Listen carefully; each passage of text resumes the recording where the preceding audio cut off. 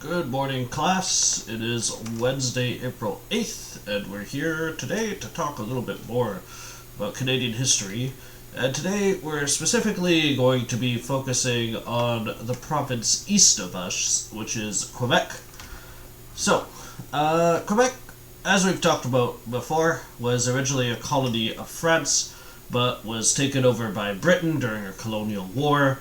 They speak their own language, of course French, and are a little different from the rest of Canada. But today we're really going to focus on why that is, why they're a bit different from the rest of Canada, and also go into some detail about what makes them like that.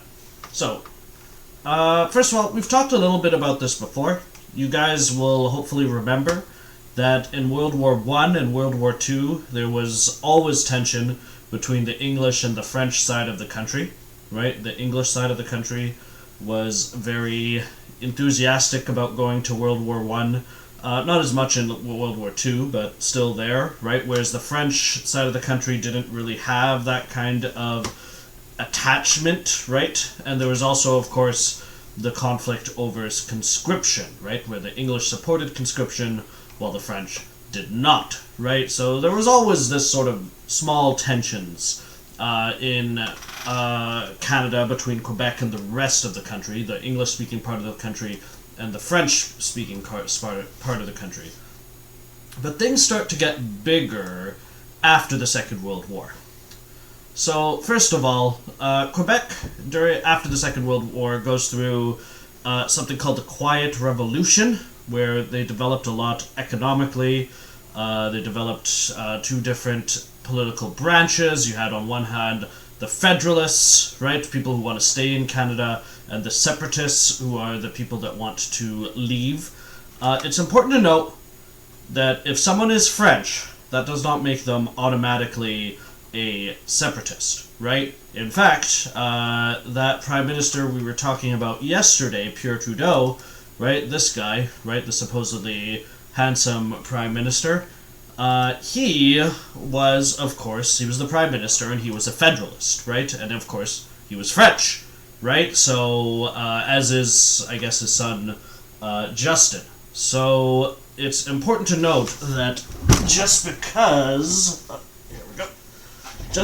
someone is French does not necessarily mean that they are a separatist, right? In Quebec itself, people are very divided about this. But nevertheless, there's a sizable chunk of Quebec that does want to leave Canada and make their own French country, right? As opposed to being a French province in an English-speaking country. Doggos, pay attention. This is important, okay? You gotta learn about the French people.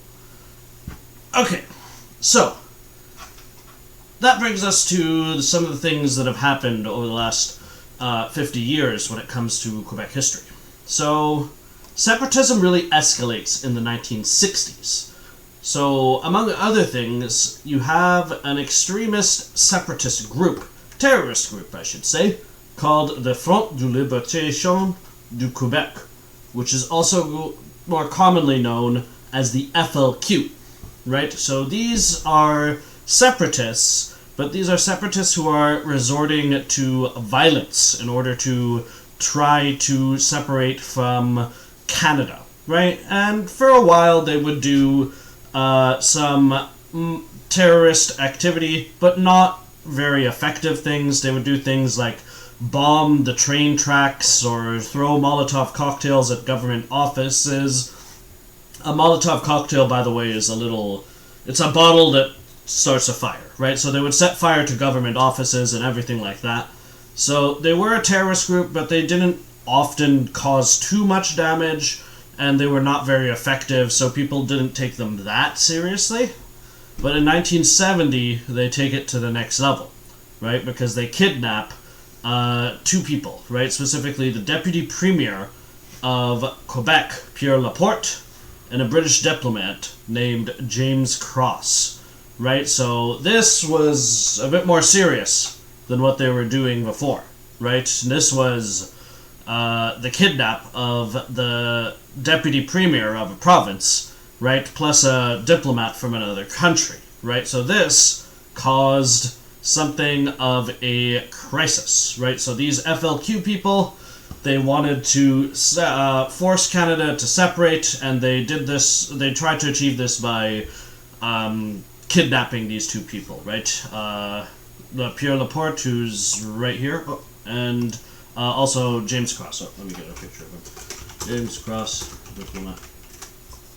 This guy right here. So they kidnapped, yes, these two gentlemen, right, as part of their attempt to get Quebec to be independent.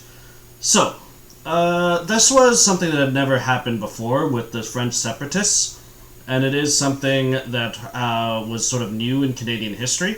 So, the way Pierre Trudeau, right, Mr. Handsome here, reacted is probably one of the most controversial things in Canadian history, right? Or at least it is from the point of view of the Quebec citizens. Because what Pierre Trudeau did is he sent in the tanks. He invoked something called the War Measures Act, right? And this allowed him to send in the Canadian Army into Quebec to crack down on the FLQ. So the army goes in, they are patrolling the streets, and they suspend people's rights, right? And they round up and arrest about 500 people, right? While they are trying to find Laporte and Cross, right? The FLQ, by the way, they execute Laporte, right? So the deputy premier of Quebec was murdered by the FLQ, right? While Cross, meanwhile, was able to, he was let go, right? So the government, here, let me find that picture again, sent in a bunch of these soldiers here, right, to essentially march through Montreal and essentially do a crackdown, right? So hundreds of Quebecers were arrested at this time, and, you know, this was a very significant crackdown on that kind of activity, right? So the War Measures Act was very, very controversial.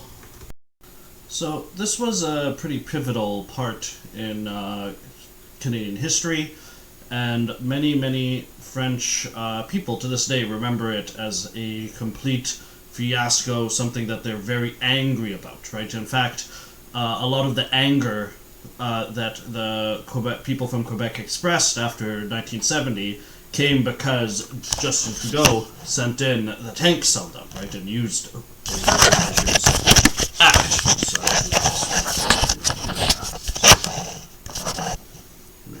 Yeah, there we go. So,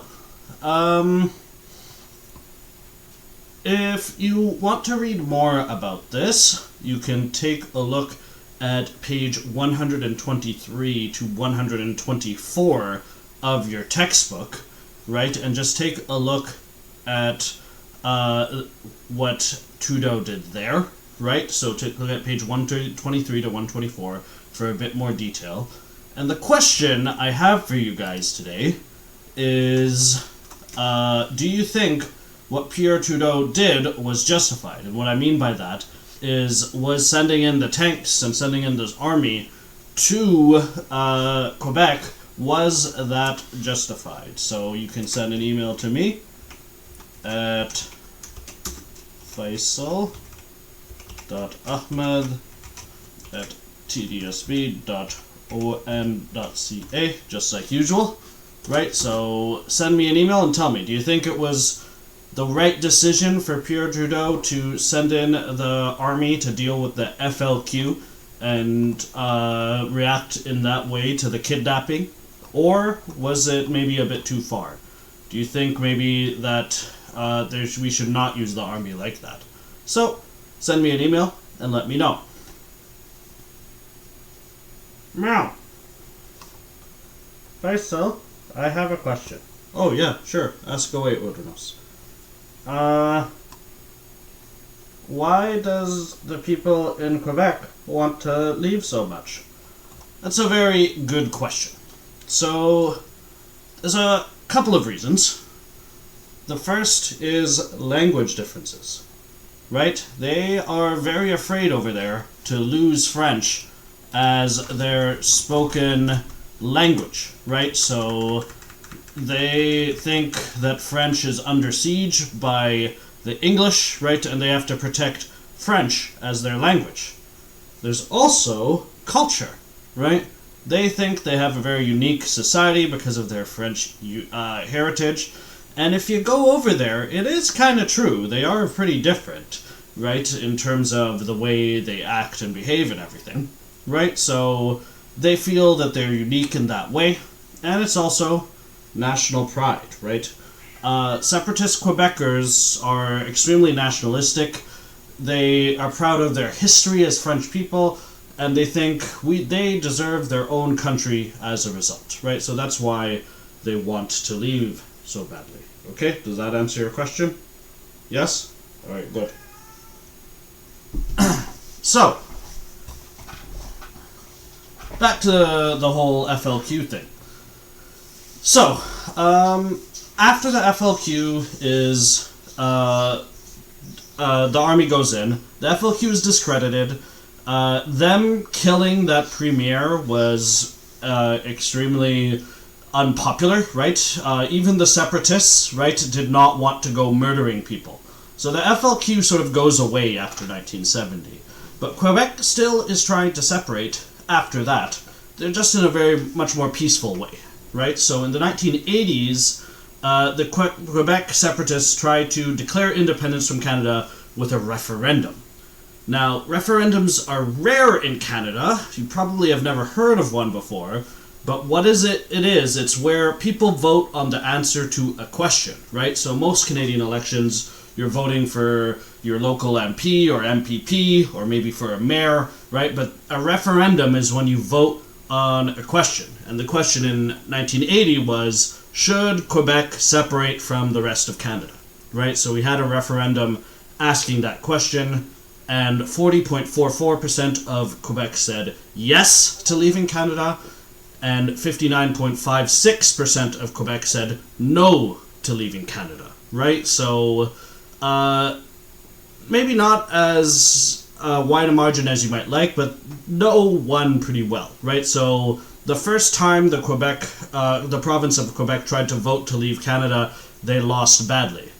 But then they tried again in 1992, 12 years later, right? And that time it was much, much closer, right? So 49.42% of Quebec said yes to leaving Canada, and 50.58% of Quebec said no to leaving Canada, right? So the margin was of 54,288 votes, which is very, very close, right? So it was a very narrow thing that happened in 1992, right? So Quebec came extremely close to essentially leaving Canada and becoming its own country, and who knows what would have happened to the rest of Canada after that, right? So it was a very, very close thing. But nevertheless, it failed. Now, since then, since 1995, separatism has died down quite a lot, right? There's no talk right now of there being another referendum, right? And no one seems to really want to do that.